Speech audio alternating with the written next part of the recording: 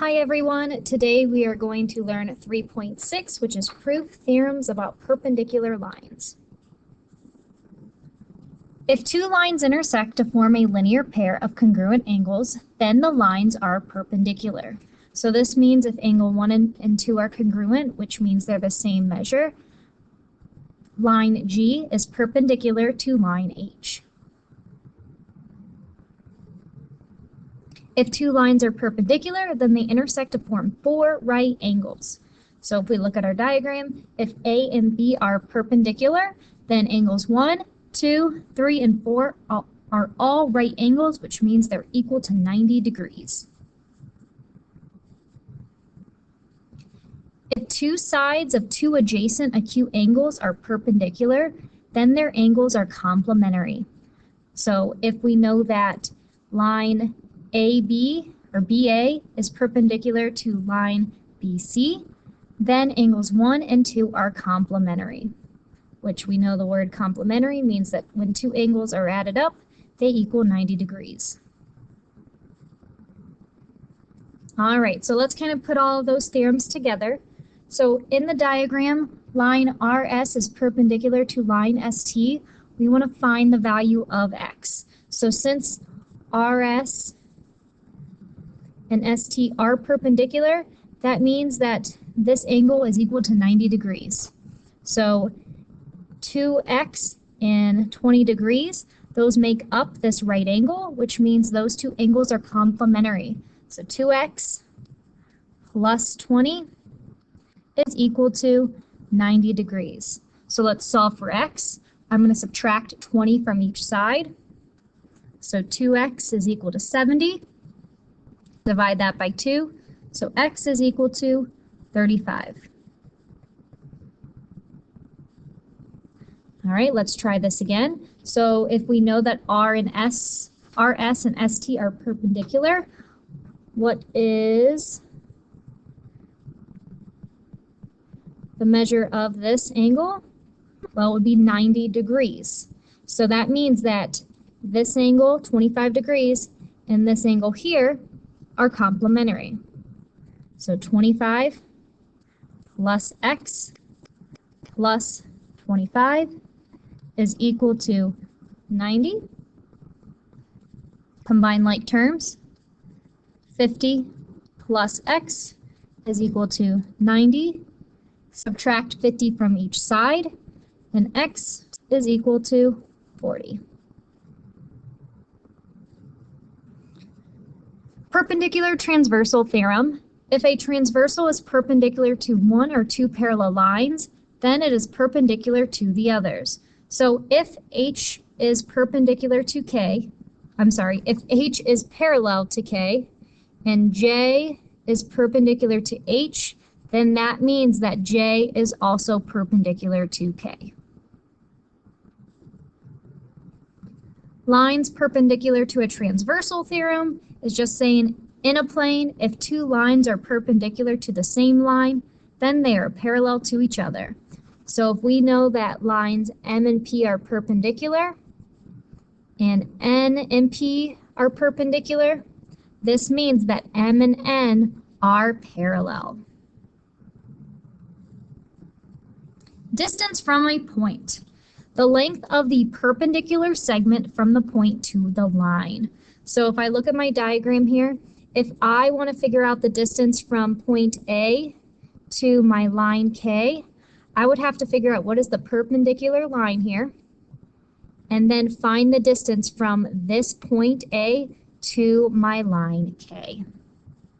And we will do a few examples of this together. All right, so find the distance from point A to line C, and we're going to round our answer to the nearest tenth. All right, so here's my point A. I need to find the perpendicular line from point A that's perpendicular to this line C. So before, I need to find what is the slope of line C. Now remember, I can just kind of find my rise over run. So my rise is I go up 2, and my run is 2. So slope is 2 over 2, which is equal to 1. If I'm trying to find a perpendicular line, what is my new line slope going to be? What's the opposite reciprocal of 1? Well, it would be -1. All right, so now that I have my new slope, I'm going to draw a line from point A with the slope of -1. So that means I'm going to go down 1 over 1. Here's a point. Down 1 over 1. Down 1 over 1. Down 1 over 1. So here is my perpendicular line. And I see that this is the intersection. So I'm going to call this point B. All right, so now I need to figure out what is the distance from point A to point B. Well, point A, I have to figure out what is the coordinate of that. And the coordinate of A is -1, 5. And point B is 2, 2. Now I'm going to use the distance formula. So distance formula is equal to x2 minus x1 squared plus y2 minus y1 squared. I get my x2, x1, y2, y1 from my coordinates.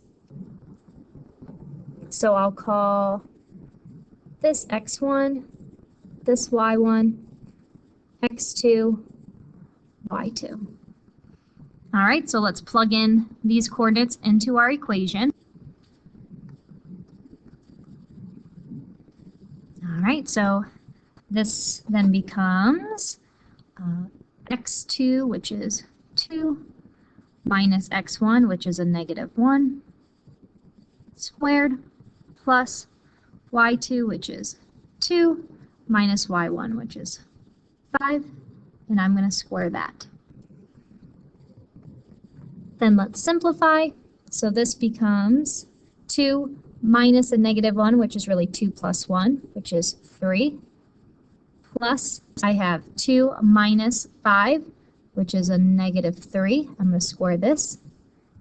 This then becomes 9 plus 9, which is equal to the square root of 18. So my distance from point A to point B would be the square root of 18.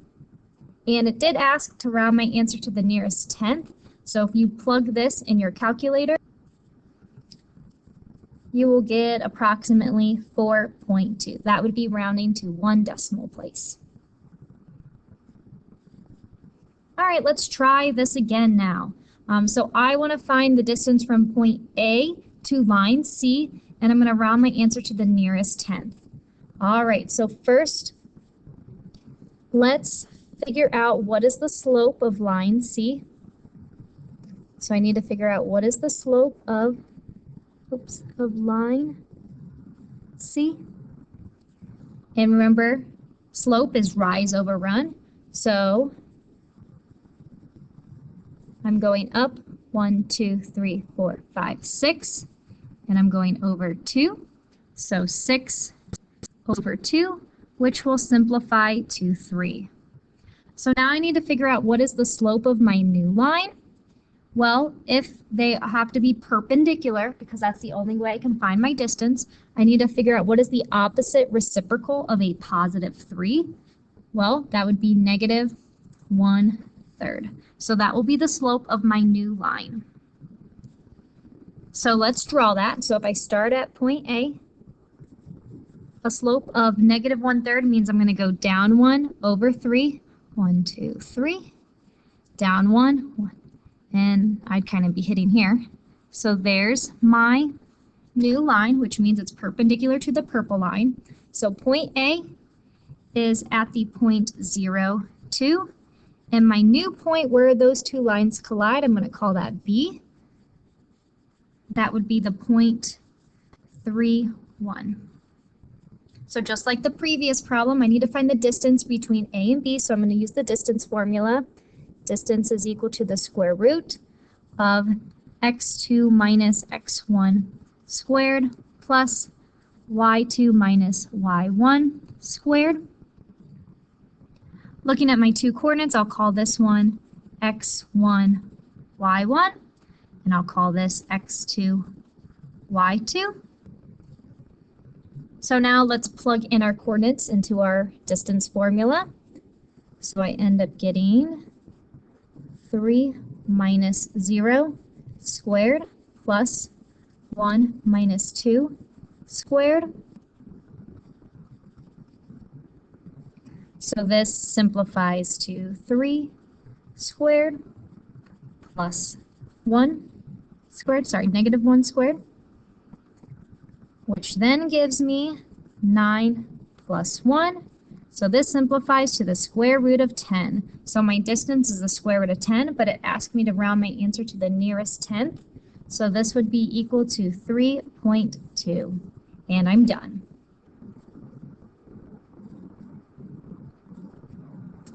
Here's our last problem. So we want to find the measures of each indicated angle.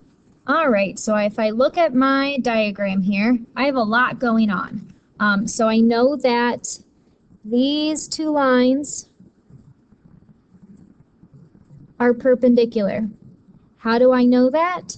Well, I see that this angle here is equal to 90 degrees. So now this is going to help me figure out the rest of my angles. So if this is 45, and I know that these have to add up to 90, I can then figure out what angle 5 is. Angle 5 then is equal to 45 degrees because 45 plus 45 is 90. So I will label that here, 45. All right. Well, let's look at angle 4. All right, if these angles are complementary, they add up to 90. What does that mean angle 4 is equal to? Well, it would have to be 40. And the reason being, 40 plus 50 is equal to 90. Now, because I know angle 5, I then know angle 2. What type of angles are angles 2 and 5? Well, they're vertical angles, so since 5 is 45 degrees, this means that 2 is also 45 degrees because they are vertical angles. Vertical angles are congruent. The same thing with angle 4 and angles 1. Those are vertical angles, which means that they are congruent. So since angle 4 is 40, angle 1 is also 40.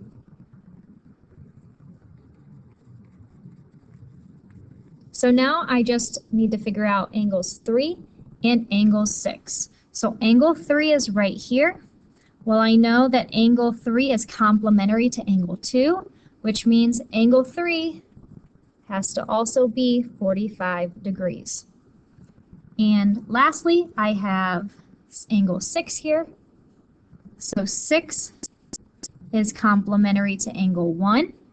So if angle 1 is 40, this means angle 6 has to be 50.